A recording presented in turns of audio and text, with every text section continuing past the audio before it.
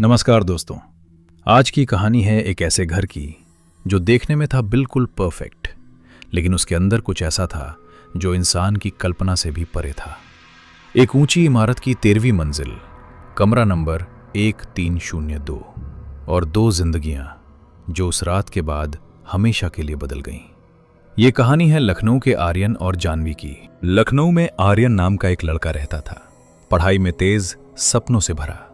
उसका एक ड्रीम था, शहर के सबसे प्रतिष्ठित कॉलेज में एडमिशन लेना। उसने दिल लगाकर मेहनत की और आखिरकार वो दिन आया जब उसका एडमिशन उस कॉलेज में हो गया। लेकिन वहां पहुंचकर एक समस्या थी, किसी से भी जमती नहीं थी उसकी, न बाइन मिलती न दोस्ती होती।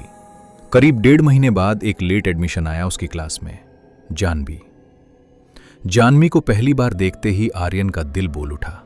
वो हर पल बस यही चाहता था कि जानवी उसकी नजरों के सामने रहे। अब लड़कियों को तो पता ही चल जाता है ना, ये गॉड गिफ्टेड टैलेंट होता है उनमें। जानवी समझ गई और उसने भी देखा कि आर्यन एक अच्छा पढ़ाकू, डिसेंट लड़का है।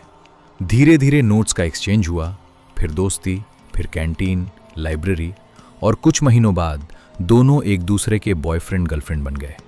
कॉलेज खत्म होने तक साथ रहे और फिर शादी। दोनों के घर वाले खुश, दोनों के सपने एक जैसे। आर्यन की हमेशा से ख्वाहिश थी कि किसी शांत पहाड़ी जगह पर शादी हो, और वैसा ही हुआ। दोनों ने खूबसूरत हिल स्टेशन पर शांत और यादगार शादी की। शादी के कुछ ही दिन बाद आर्यन को मुंबई की एक बड़ी कंपनी से कॉल आया, शानदार जॉब ऑफर। जानवी ने भी उसी शहर में एक दूसरी कंपनी में इंटरव्यू दे रखा था और उसे भी हो गया। दोनों ने मिलकर मुंबई के एक पॉश सोसाइटी में एक लग्जरी 2 BHK फ्लैट खरीदा। 15वीं मंजिल, फ्लैट नंबर 1503। चमकती खिड़कियां, शहर का नजारा और एक नई जिंदगी की शुरुआत। सब कुछ परफेक्ट लग रहा था, लेकिन परफेक्शन हमेशा टिकता कहां है। एक रात तकरीबन 2 बजे जानवी की नींद टूटी। एक अजीब सी आवाज आ रही थी किचन से, छन छन छन, जैसे कोई चम्मच बजा रहा हो। आर्यन गहरी नींद में था। जानवी उठी और किचन की तरफ बढ़ी। जैसे ही किचन में पहुंची, एक ठंडी हवा का झोंका उसे चीरता हुआ निकल गया। फ्रिज खुला हुआ था, चम्मच बिखरी पड़ी थी पूरे किचन में, मसालों के डब्बे खुले थे, और जैसे ही वो किचन में आई, वो आवाज अचानक बंद। जानवी सब बंद करके आर्यन के पास गई। आर्यन ने नींद में हंसते हुए कहा, अरे यार, नया घर है, हवा हवा होती है, सो जाओ।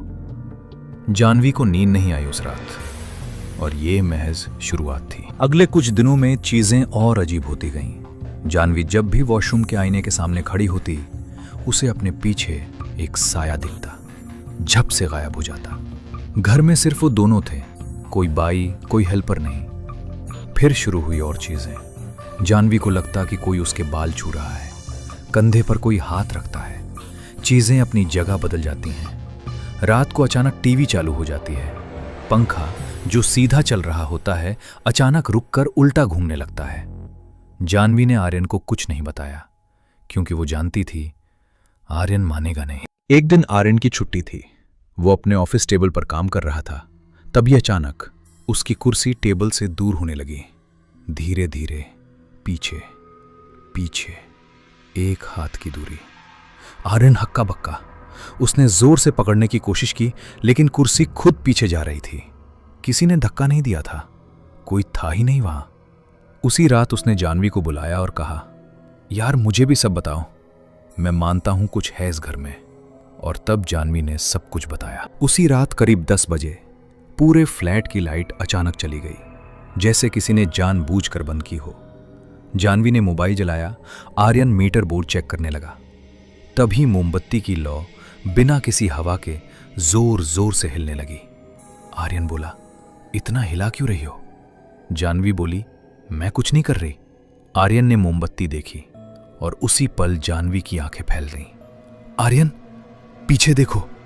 सफेद दीवार पर वो परछाई खड़ी थी, एक लंबी कद की औरत की। धीरे धीरे ऊपर उठती, फैलती, बड़ी होती परछाई।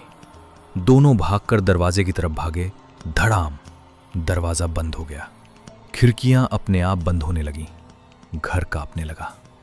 बचाओ, बचाओ। धड़ाम दरवाजा खोला और फिर चुप्पी। लाइट आ गई, दरवाजा खुल गया। रात के 1:30 बजे दोनों किसी तरह वापस लेटे।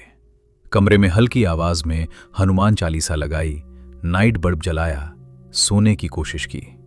कुछ देर बाद हनुमान चालीसा अचानक बंद हो गई।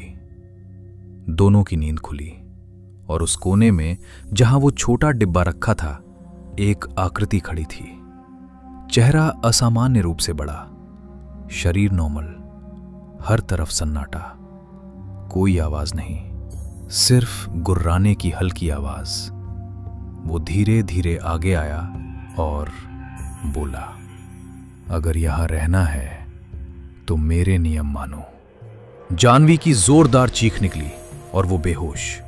आर्यन ने उठने की कोशिश की और डर के उस भयानक झटके से वो भी बेहोश। जब आंखें खुली, सुबह थी।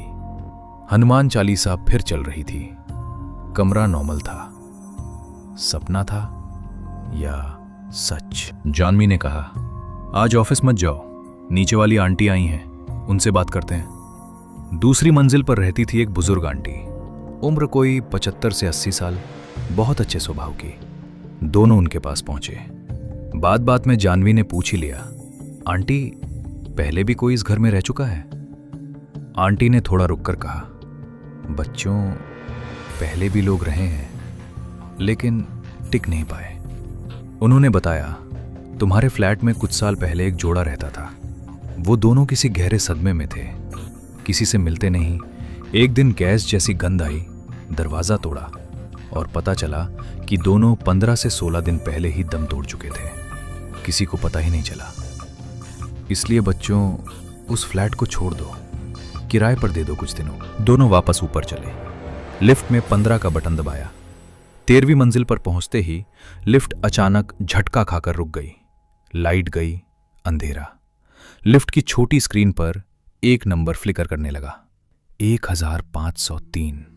और दोनों के कानों में एक आवाज गूंजी, यहां से नहीं जा सकते, ये तुम्हारा घर भी है।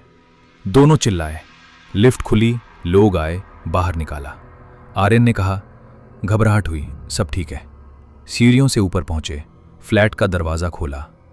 घर का सारा सामान बिखरा था, कपड़े फटे हुए, दीवार टूटी, गमले उल्टे, नल खुला, पानी बह रहा था।